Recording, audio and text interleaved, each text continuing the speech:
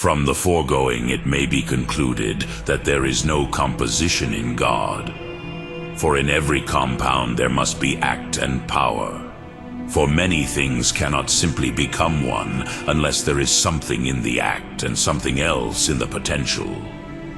For things that actually exist are not united except as if they were connected or gathered together, which are not simply one, in which also the parts themselves are brought together as a power with respect to the union, for they are united in act after they have been united in power.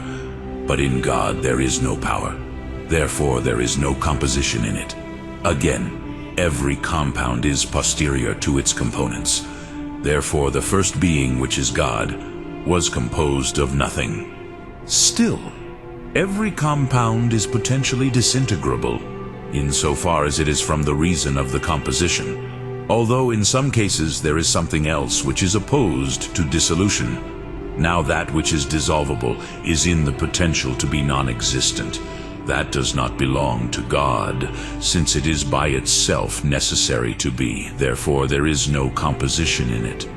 Further, every composition needs some component, for if it is a composition, it is made of several. But things which are many in themselves would not come together into one unless they were united by some component. Therefore, if God were composed, he would have a component, for he could not compose himself, because nothing is the cause of himself, for it would be before itself, which is impossible. And the compound is the efficient cause of the compound. Therefore God would have an efficient cause, and so it would not be the first cause, as stated above. Again, in every kind, something is as noble as it is simple, as in the kind of hot fire, which has no admixture of cold. Therefore, what is at the end of the nobility of all beings must be at the end of simplicity.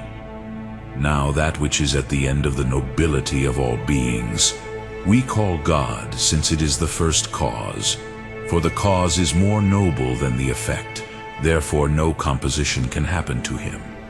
In addition, in every compound, the good is not of this or that part, but of the whole. And I mean good according to that goodness which is proper to the whole and its perfection. For the parts are imperfect in relation to the whole. Just as the parts of a man are not a man, so also the parts of the number of a number have no perfection. And likewise the parts of the line do not reach the perfection of the measure which is found in the whole line. If then God is composed, his perfection and goodness proper is found in the whole, but not in any of his parts, and so there will not be in him purely that good which is proper to him. Therefore he is not the first and highest good. Again, before all multitude we must find unity. But in every compound there is multitude. Therefore that which is before all things, that is God, must be devoid of all composition.